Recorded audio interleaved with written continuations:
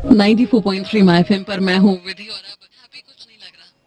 Doctor APJ Abdul Kalam हम सबको छोड़ के चले गए। माय एफएम के नागपुर की जो आरजे हैं अंकित, उन्होंने अब्दुल कलाम जी को एक ओपन लेटर लिखा है। लेटर कुछ कहता है कि प्रिय कलाम साहब, आपके जाने का दुख बहुत है मुझे, लेकिन गुस्सा भी बहुत आ रहा है।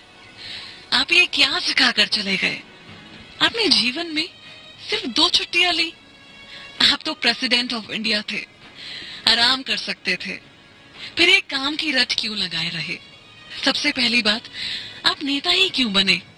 क्या कोई नेता पढ़ा लिखा होता है?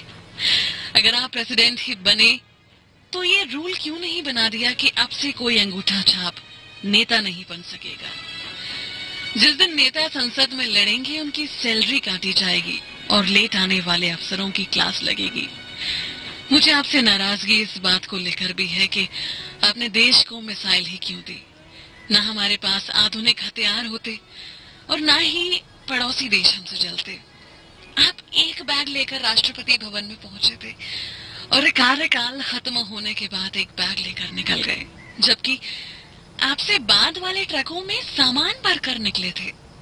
एमपी में तो चपरासी के घर से करोड़ों रुपए निकल रहे हैं और आप सिर्फ एक बैग लेकर निकले। ये क्या सिखा गए आप आने वाली पीढ़ी को?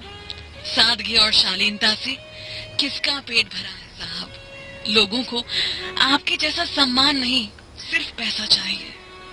एक और बात जो आपकी मुझे बहुत गलत लगती थी कि आपने कभी प्रेसिडेंट जैसा रौब नहीं जमाया।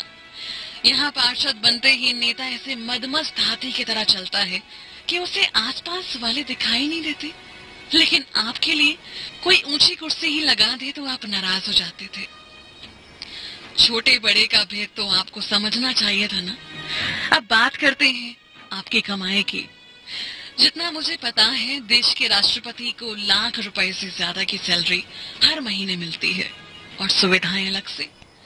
सरकार पैसे देती है खुद पर खर्च करने के लिए, ऐशो आराम और मौज मस्ती के लिए, लेकिन आपने सारी सैलरी एनजीओ को दान दे दी। यहाँ तक जब आपके घर वाले दिल्ली घूमने आए तो उन पर हुआ खर्च भी आपने अपनी सैलरी से ही दिया। एक बार हुक्म तो देते, सब कुछ फ्री में हो जाता। आज का नौजवान वैसे ही पॉलिटिक्स में नहीं आता और अगर आप जैसे 2-3 प्रेसिडेंट और आ गए तो नौजवानों का नेतागिरी से विश्वास ही उठ जाएगा। मैंने ये भी सुना है कि आप सफलता का सारा श्रेय अपनी टीम या जूनियर्स को देते थे। अच्छा हुआ प्राइवेट कंपनी में नौकरी नहीं की, नहीं तो जल्दी निकाल दिए जाते और सब आप पर हंसते जैसे आपने कोई बड़ा गुनाह कर दिया हो। शिकायतों की ये लिस्ट बहुत लंबी है कलाम साहब। हमें पता है आप लौट कर आओगे, लेकिन अगली बार प्लीज मेरी शिकायतों की लिस्ट याद रखना। या तो हमें अच्छाई ना सिखाना, और अगर सिखाओ तो भारत के भाग्य विधाता तुम ही बन